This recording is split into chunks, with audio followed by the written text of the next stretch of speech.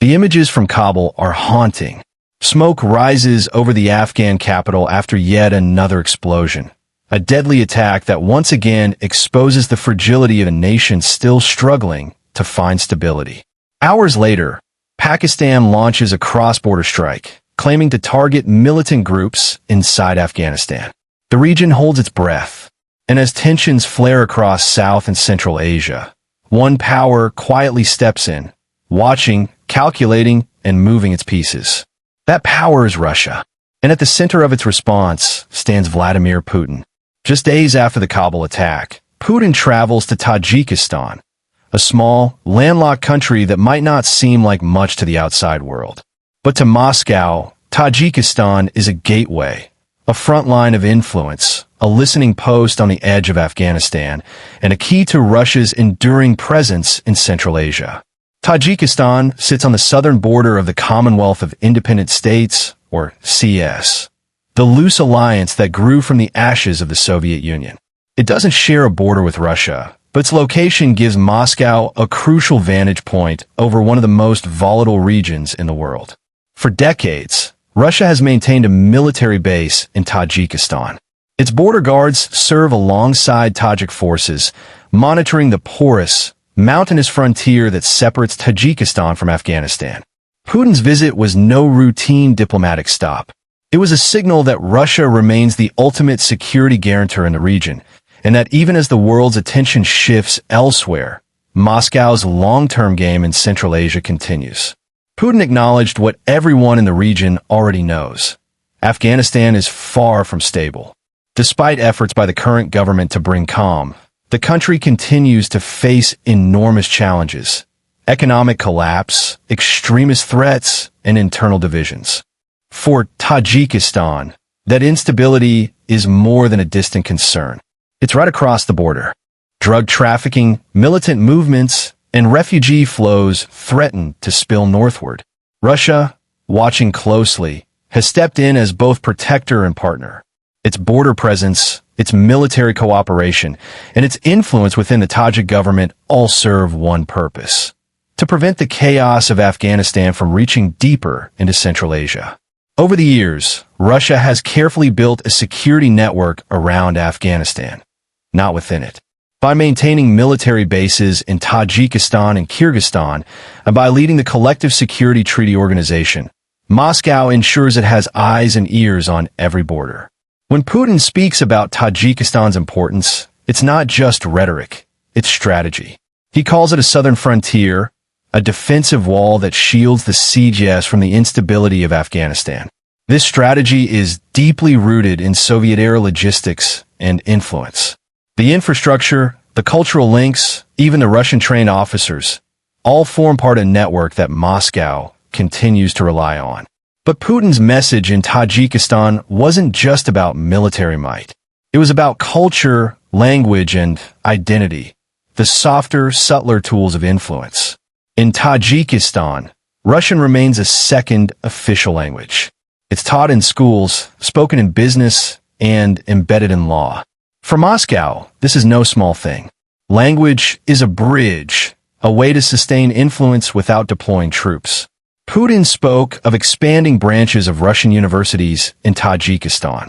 He promised more scholarships, more exchange programs, and more support for young Tajiks who wish to study in Russia.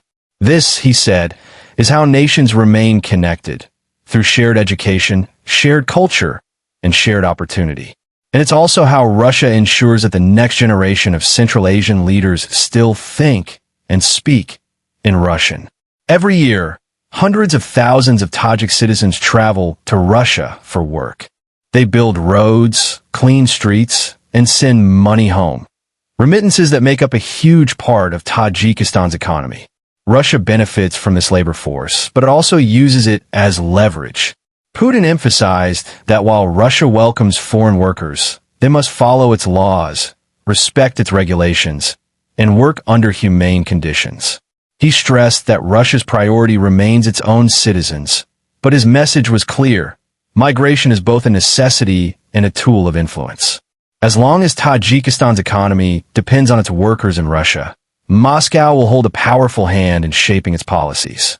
At the heart of Putin's visit was a broader ambition to breathe new life into the Commonwealth of Independent States.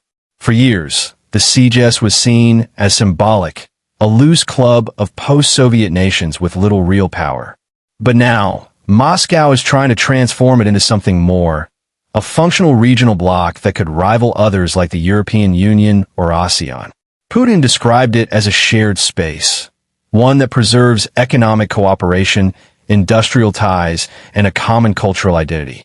In essence, he wants to rebuild a version of the old Soviet connectivity without the political domination that defined it. A new initiative called CS Plus aims to expand cooperation with non-member countries and international organizations. Even the Shanghai Cooperation Organization, which includes China and several Central Asian states, has been granted observer participation. This move, Putin argues, will give the CS greater weight on the international stage and strengthen Russia's role as its core. Russia's influence today is not only measured in soldiers or weapons. It's measured in ideas, language, and shared memory. In Tajikistan, monuments from the Soviet era still stand. Russian television dominates the airwaves. Generations of families still see Moscow as a cultural center. Putin's government has nurtured these ties carefully. From media partnerships to cultural exchanges, from scholarships to church connections, all serve a quiet, long-term goal: to keep the Russian world alive. While the West uses diplomacy and sanctions, Russia uses history and familiarity. It's less visible, but often more lasting. Still, the shadow of Afghanistan looms large. Moscow cannot ignore the potential threats that might emerge from the south: radical movements, drug networks, or refugee surges. Tajikistan's rugged border terrain makes it nearly impossible to seal completely. That's why Russia continues to maintain troops and surveillance there. Beyond the military calculus, there's a geopolitical one. If Moscow doesn't secure the space around Afghanistan, others will, whether it's China through infrastructure projects or the United States through covert alliances. In that sense, Russia's presence in Tajikistan isn't just about defense. It's about staying relevant in a rapidly shifting regional order. There's another layer to all this: China. Over the past decade, Beijing has poured billions into Tajikistan through the Belt and Road Initiative. Roads, tunnels, and energy projects now connect the country more to China than ever before. Yet Russia remains the cultural and security anchor. That Putin's message was subtle but firm. Russia welcomes cooperation, but it intends to stay the primary guarantor of stability in Central Asia.